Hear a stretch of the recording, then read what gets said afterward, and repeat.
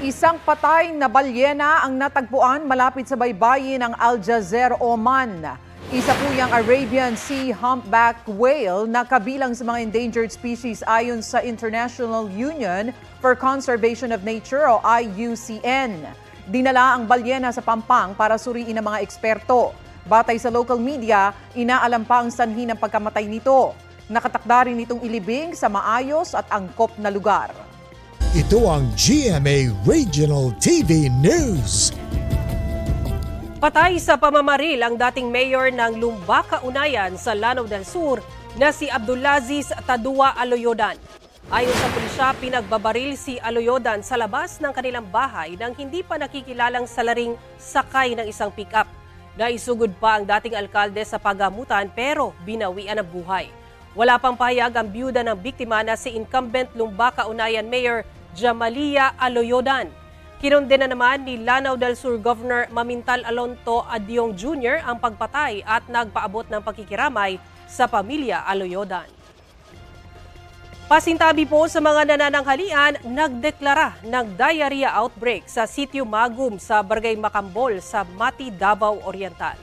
Yan ay matapos ang sunod-sunod na diarrhea case sa lugar simula noong Lunes na umabot na sa 45 sa loob lang ng 2 araw. Ayon sa City Epidemiology Surveillance and Response Unit, kontaminadong tubig ang sanhi ng sakit.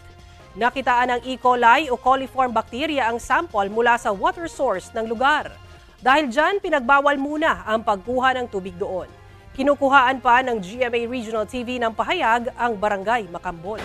Ibinasura ng Pasay Regional Trial Court Branch 114 ang motion to quash ng independent contractors na sina Jojo Nones at Richard Cruz, kaugnay sa kasong rape through sexual assault na isinampa ng aktor na si Sandro Mulak. Dahil dito itinuloy ang arraignment o pagbasa ng sakdal kung saan naghain ng not guilty plea sina Nones at Cruz. Nagkaroon na rin ng pre-trial kung saan inilista ang mga dokumento at mga witness na ipipresenta sa mismong paglilitis. Ikinatuwa ni Mulak ang pag-usad ng kaso at umaasa raw siyang makakamit niya ang hustisya. Ayon naman sa abogado ni Nones at Cruz, patuloy nilang lalabanan ang kaso para mapatunayang inosente sila. Binabalot pa rin ang malamig na panahon ng ilang bahagi ng Luzon. Ayon sa Pag-asa, apektado pa rin ng hanging amihan ang buong Luzon. Easterlies naman ang umiiral sa Visayas at Mindanao. Ngayong Huwebes, naitala ang 14.6 degrees Celsius na minimum temperature sa La Trinidad, Benguet at sa Baguio City, habang 21.4 degrees Celsius naman dito sa Quezon City. Nananatili ang 9.4 degrees Celsius noong January 25, ang pinakamababang temperatura sa bansa ngayong amihan season. Magpapatuloy pa ang lamig ng amihan hanggang Marso, hanggang sa unti-unting magbago ang wind pattern at tuloy na ideklara ang panahon ng tag-init.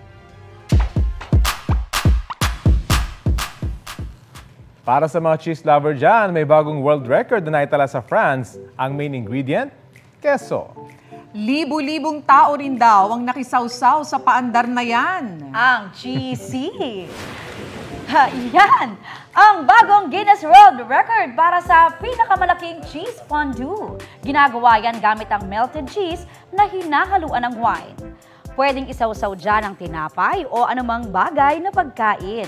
Para sa paggawa ng pinakamalaking cheese fondue, mabusising pinili ang keso na gagamitin mula sa isang cheese cellar. Nang makapili, diretso na sa pagluluto. Unang ibinuho sa malaking kawa ang wine. Sunod naman ang napakaraming keso. Hinalo yan hanggang sa ma-achieve ang creamy texture. May timbang yan na mahigit 2,000 kilo at pinagsaluhan ng mahigit sa 5,000 tao. Wow!